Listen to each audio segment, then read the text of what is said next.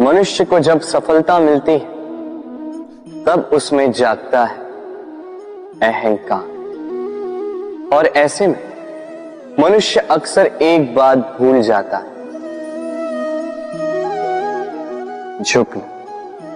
सोचता है कि मैं किसी के समक्ष क्यों झुकूं? और ऐसा इसलिए होता है क्योंकि मनुष्य एक महत्वपूर्ण बात भूल जाता है कि संसार में, इस जीवन में उसने जो भी प्राप्त किया है झुक कर प्राप्त किया। बालपन में चलना सीखा तो इस धरा पर झुककर, गिरकर, बड़ों का आशीष लिया तो झुककर, किसान को फसल काटने के लिए झुकना पड़ता, कुएं से पानी निकालने के लिए पात्र को झुकना पड़ता है, भगवान से आशीर्वाद प्राप्त करने के लिए उनके समक्ष झुकना पड़ता है। आंधियों में वृक्ष सुरक्षित कैसे रहते? झुककर। सम्मान कैसे पाया जाता है? झुककर। किसी के समक्ष झुकने का अर्थ स्वयं का आत्मसम्मान खो देना नहीं, उसका अर्थ होता है विनम्रता। हम मनुष्य हैं और इस आकाश की ऊंचाइयों तक पहुंचने के लिए हमें किसी पक्षी की भांति पंखों की आवश्यकता नहीं। बस जितना झुकेंगे उतना ही ऊपर उठेंगे। राधे राधे। आप इस संसार में ऐसे कई लोगों को जानते होंगे जिन्हें आप स्वार्थी मानते हैं, जो आवश्यकता पड़ने पर ही आपको स्मरण करते हैं, अन्यथा वर्षों तक कहीं दिखाई भी नहीं देते, किंतु जैसे ही उनकी आपके सहायता की आवश्यकता पड़ती है हाथ जोड़कर आपके सामने सज्ज रहते। बड़ा क्रोध आता है ना इनको, मन खिन्न हो जाता, मन से ये स्वर निकलता है कि इस व्यक्ति की सहायता न करें, किंतु ऐसा कभी मत कीजिए। आप सोचेंगे क्यों कह रहा हूं मैं ऐसा? स्मरण रखिएगा, दीपक का स्मरण व्यक्ति केवल तभी करता है जब अंधकार गहरा हो जाता है। उसे स्वार्थी मानकर स्वयं व्याकुल ना हो, स्वयं को दीपक मानकर आनंदित होइए। भाग्यवान समझिए खुद को कि किसी को आवश्यकता पड़ने पर आपकी याद आए, कि आप इस संसार में किसी की सहायता करने योग्य हैं। इस जीवन में किसी के स्वार्थी होने से स्वयं का दृष्टिकोण न बदले। बस ये दृष्टि रखिए,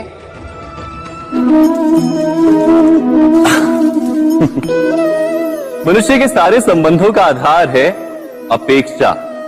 पति कैसा हो जो मेरा जीवन सुख और सुविधा से भर दे, पत्नी कैसी हो जो सदैव मेरे प्रति समर्पित रहे, संतान कैसी हो जो मेरी सेवा करे, मेरा आदेश माने। प्रामाणिक इच्छा हो तब भी कोई मनुष्य किसी की अपेक्षाओं को पूर्ण नहीं कर पाता, और वहां से जन्म लेता है संघर्ष। सारे संबंध संघर्ष में परिवर्तित हो जाते, पर मनुष्य अपेक्षा को संबंध का आधार ना बनाए और स्वीकार करे केवल संबंध का आधार, तो क्या ये जीवन स्वयमेव सुख और शांति से नहीं भर जाएगा? स्वयं विचार कीजिएगा। संबंधों ने आपको संपूर्ण संतोष दिया है? विचार कीजिए। हमारा जीवन संबंधों पर आधारित है, हमारी सुरक्षा संबंधों पर आधारित है। इसी कारण हमारे जीवन के सारे सुखों का आधार भी किसी घटना में अन्याय का अनुभव होता है तो वो घटना उसके अंतर को झकझोर देती, समस्त जगत उसे अपना शत्रु प्रतीत होता है। इसमें कुछ गंदगी है, किंतु यदि आप इसे कुछ समय के लिए ऐसे ही छोड़ दोगे तो आप देखोगे ये मैल अपने आप इसके तले जाकर बैठ जाएगा। यदि इस पात्र को हिलाओगे तो कुछ नहीं होगा, शांत छोड़ दोगे तो ये मैल अपने आप नीचे चला जाएगा। उसी प्रकार जब हमारे जीवन में कोई समस्या हो, हमारे जीवन में अशांति हो, तो कोई हलचल करने से या संतोष खो देने से हमें उसका हल नहीं मिलेगा। शांत रहकर विचार करोगे तो उसका हल मिलेगा। स्मरण रखिएगा, धीरज और संतोष से, शांति से विचार करोगे तो कितनी भी बड़ी समस्या क्यों ना हो, उसका हल अवश्य निकाल लोगे।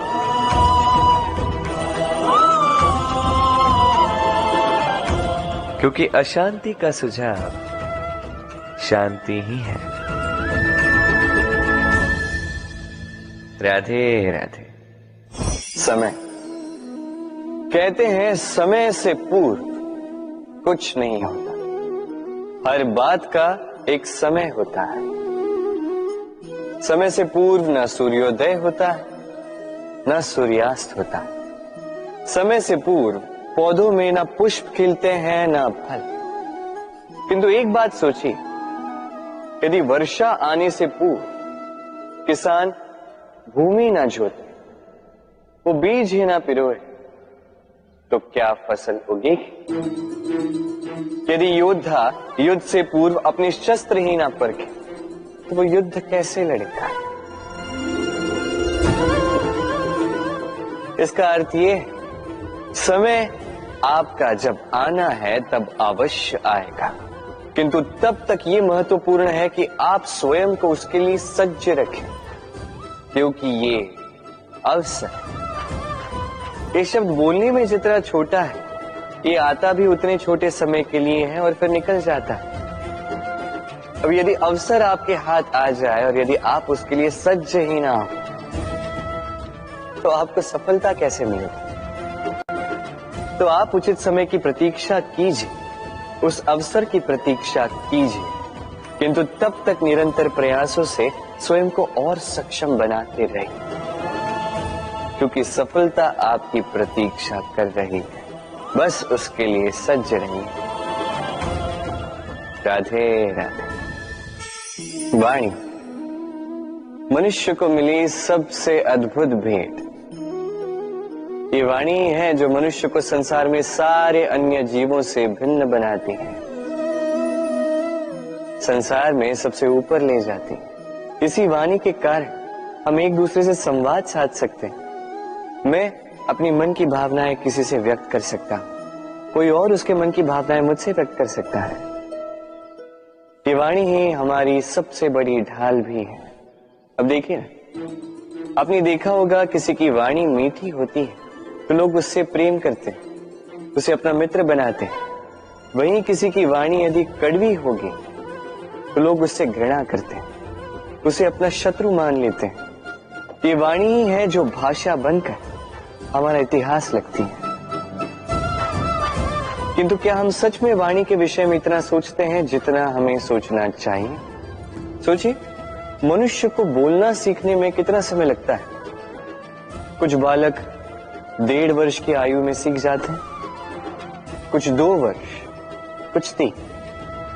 अब मनुष्य 1.5 वर्ष की आयु में बोलना सीख तो जाता है, पर क्या बोलना है ये जीवन भर सीख नहीं पाता। इस पे ध्यान केंद्रित कीजिए, समझने का प्रयास कीजिए कि बोलना क्या है। अपनी वाणी शुभ रखिए, अपनी वाणी मीठी रखिए, और इसी मिठास के साथ मेरे साथ आकर कहिए, राधे राधे। हम में से कई लोग अक्सर स्वयं को अकर्मण्य मान लेते हैं, सोचते हैं अब तक इतने प्रयास किए, कुछ नहीं मिला, कदाचित आगे भी कुछ नहीं मिलेगा, और इसीलिए अपने जीवन का सारा बोझ किसी और के कंधे पर डाल देते हैं, स्वयं पर विश्वास ही खो देते हैं। क्यों नहीं समझ पाते ये बात कि जब तक पांव में कांटा नहीं चुभेगा व्यक्ति को ज्ञात कैसे होगा कि आगे नीचे देखकर चलना होगा। सूर्य को स्वयं जलना पड़ता है ताकि दूसरों को प्रकाश दे सके। रात्रि के अंधकार से लड़ने के लिए चंद्रमा को आकाश में अकेले चलना पड़ता है। नदी अपनी यात्रा कैसे बनाती है, अपना मार्ग कैसे बनाती है? इन चट्टानों से लड़कर बनाती है। यदि आप स्वयं आपकी सहायता करने में सक्षम नहीं रहे तो निश्चित रूप से आपका यह जीवन व्यर्थ ही है। स्मरण रखिएगा, इस संसार में अपने जीवन का भार अपने ही कंधों पर उठाना पड़ता है। दूसरों के कंधों पर केवल शव यात्रा चलती है। और इस संसार में जीवित वही है जो आत्मनिर्भर है।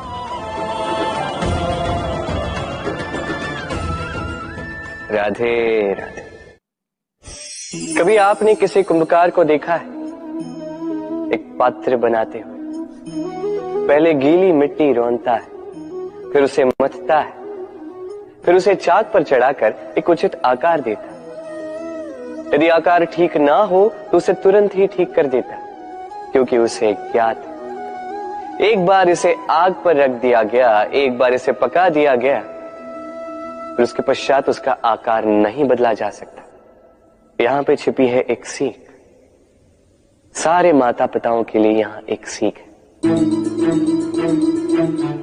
माता पिता ऐसे ही तो होते हैं। उन्हें अपनी संतान को समय के अनुसार श्रेष्ठ संस्कार देने चाहिए। माता पिता को कभी उनका विधाता नहीं बनना चाहिए, किंतु हर समय सदैव प्रयास कीजिए कि उन्हें उचित दिशा दिखा पाओ।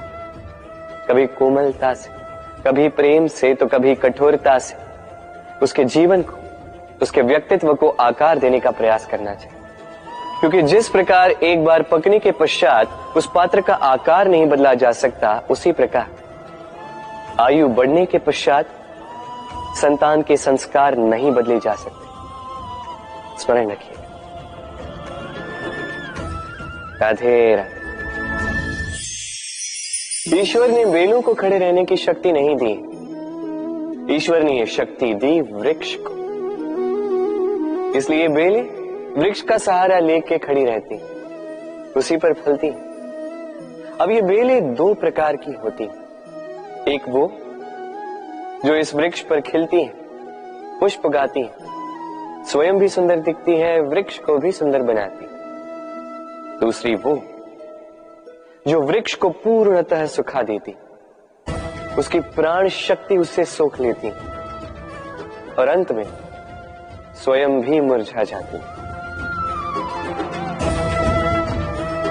स्मरण रखिए, यदि कोई व्यक्ति सदैव आपके साथ खड़ा रहा, सदैव आपका संबल बनकर रहा, सदैव उसने आपकी सहायता की, और यदि आप उसके साथ छल करोगे तो आपका पतन निश्चित है।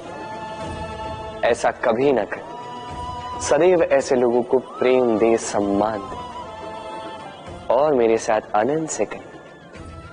राधे राधे। आइए इस पौधे से मिलिए।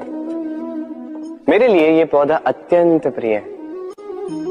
मैं इस पौधे से बहुत प्रेम करता हूं। अब सोचिए, यदि इसी प्रेम में मैं इसे दिन में 6 बार जल दूं तो क्या इसका विकास और अच्छे से होगा? क्या वो इसके लिए शुभ होगा? कदापि नहीं। इसकी जड़ें गल जाएंगी, इसकी जड़ों में जो जल सोखने की शक्ति है वो समाप्त हो जाएगी। तो आवश्यक क्या है? आवश्यक है कि उचित मात्रा में इसे जल दिया जाए। आवश्यक है कि उचित समय के पश्चात इसे जल दिया जाए। आवश्यक है कि इसे सूर्य का ताप भी सहना होगा। आवश्यक है कि हर कार्य मर्यादा में होना चाहिए। अब यही भूल अधिकतर माता पिता कर बैठते हैं। अपनी संतान से इतना प्रेम करते हैं और उसमें संतान की हर आवश्यकता पूर्ण करते हैं, हर एक वस्तु उसे देते हैं, हर एक बात करते हैं, और ऐसे में उस संतान के विकास में स्वयं ही बाधा बन जाते हैं। ऐसा मत कीजिए। ये यात्रा संतान की भी है, उसे भी जीवन में आगे बढ़ना है, बहुत कुछ सीखना है, अपने बल पर कार्य करने, करने दीजिए। एक अत्यंत महत्वपूर्ण बात आपको बताऊंगा जिसे आपको स्मरण रखना है। प्रेम और शत्रुता यदि अति है तो घातक। हर बात में संतुलन बनाकर रखिए और मेरे साथ प्रेम से कहिए, राधे राधे। हम सभी मंदिर में जाते हैं, ईश्वर के समक्ष बैठकर हाथ जोड़ते हैं और अपनी मांग रखते हैं। कभी सोचा है ईश्वर को कैसे लगता होगा कि मेरे भक्त मेरे पास आते हैं केवल अपनी इच्छा पूर्ति के लिए, मुझसे मिलने के लिए।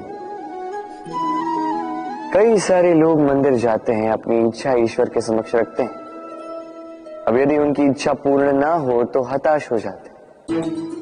अब से जब भी आप मंदिर जाओ, ईश्वर के समक्ष बैठो, हाथ जोड़ो और कहो धन्यवाद। धन्यवाद ईश्वर, आपने मुझे जो कुछ भी दिया है उसमें मैं प्रसन्न हूं।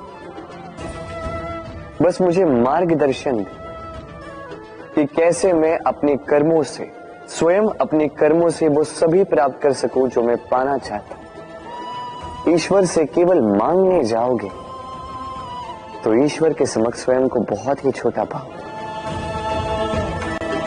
किंतु यदि स्वयं कर्म करके ईश्वर को धन्यवाद कहने जाओगे तो सही अर्थ से आपको ईश्वर मिल जाएंगे।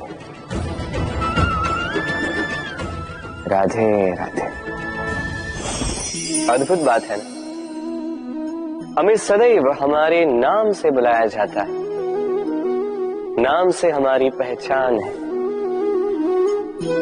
ये नाम ही है जो इतिहास में स्थान बनाने में हमारी सहायता करता है। नाम बनाने के लिए व्यक्ति क्या कुछ नहीं करता, नाम पर कलंक न लग जाए इसके लिए क्या क्या प्रयास नहीं करता। अपने जो कुछ भी पाए, धन, संपत्ति, सुख, ये सब कुछ नाम के समक्ष छोटा है। नाम सबसे ऊपर रह जाता है। ये नामकरण संस्कार सदैव हमारे लिए अत्यंत महत्वपूर्ण होता है। अब आपको क्या लगता है मैं किस नाम की बात कर रहा हूं?